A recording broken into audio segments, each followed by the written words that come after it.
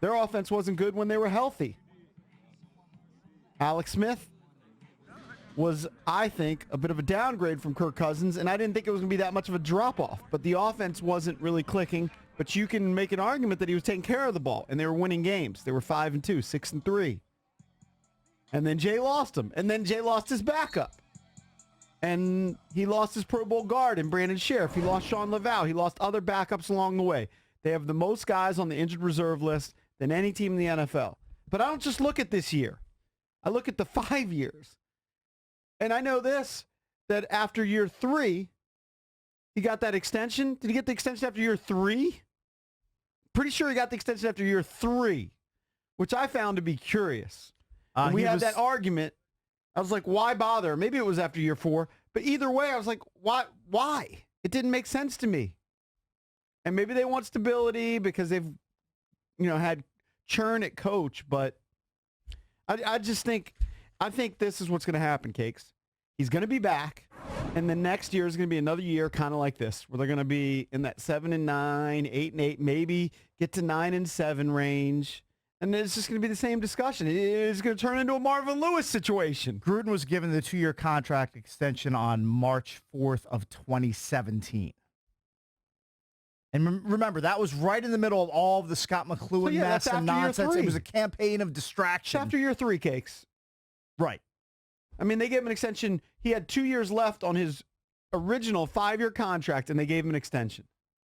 Made no sense to me. Look, again, I'm not over here saying that he's the next Bill Belichick. That's the furthest thing from what I'm saying. Just remember but shouldn't you strive how crazy it was pre-Gruden. Okay. Just remember some of those super dark days before Gruden showed up. He has brought a level of, I guess the word I'm looking for is respectability. He's a respectable NFL head coach. Right, they're competitive. He's not great. They're in the conversation in December. He's respectable. But is that good enough? I guess it's good enough for you, not good enough for me. If I'm the owner of a team, I want a team that is in the playoffs and in the hunt every year, in the playoffs more than 20% of the time. If there was a gigantic pool of great candidates to replace Jay Gruden, of course I would be open to that. But I would assume it's the same pool of candidates that it is every year. We don't know who the Sean McVays are in the league. Doesn't mean that they don't exist. Well, the Redskins should have known who the next Sean McVay was because he was sitting in their building before he went out to L.A. and took that job. That's why I don't trust this front office the way it's currently constructed to go out and find the next Sean McVay because they had him in the building right under their noses and they didn't realize it. And maybe the best thing that can happen, the reason we're not even talking about it, and maybe it'll happen, is Bruce Allen finally gets let go. You look at his record, it's abysmal. 800-636-1067 is the number if you want to weigh in on Jay Gruden here on The Fan. Let's go to James in Alexandria. What's up, James? Good morning. Got to turn down your radio, James. Good radio show he's listening to, though. Let's go to Kevin in D.C. What's up, Kevin? Good morning. Good morning. Hey, I just wanted to say that Skins, even though they think they're doing a good job, when they picked up Alex Smith, they made all these moves. It's great to have a quarterback, but who are you going to throw it to? They had no one to throw it to, okay? You have, we had, there's the tight ends who get hurt. Reed, who's, he gets hurt all the time, but there's nobody to throw to. So why in the world? It's like getting a bunch of receivers but not having a quarterback. They think they're doing a good job, but they're not doing it holistically. They put patches and pieces, and it's annoying. I agree with you that they didn't have dynamic athletes on the outside, but they thought that Paul was going to be a contributor. They thought Josh Doxson would be reliable. Well, they also thought that Alex Smith would either be a lateral move or a slight upgrade from Kirk Cousins, and that wasn't the case. Correct.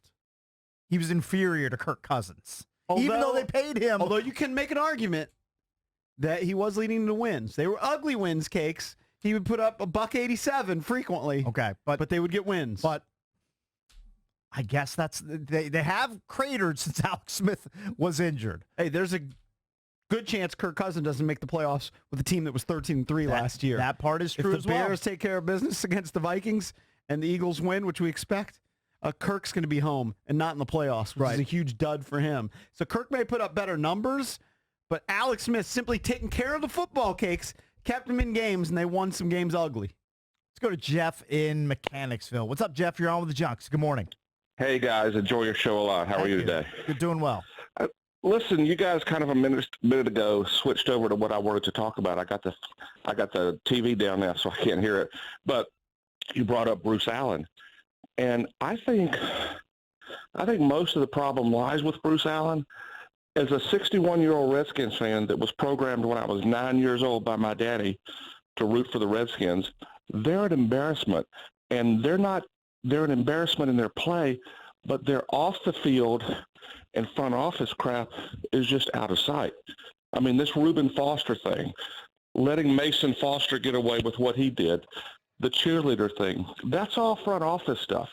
And Bruce Allen, he had to be the one pulling the trigger on Reuben Foster, and he put Doug Williams and Jay Gruden up there to be little puppets because he didn't have the guts to do it.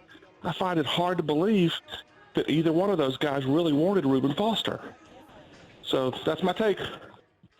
I don't know who wanted Reuben Foster. I think that as a team, that at one point in the season they thought they were close, and even this past week. But realistically, I don't think they thought they were a playoff team.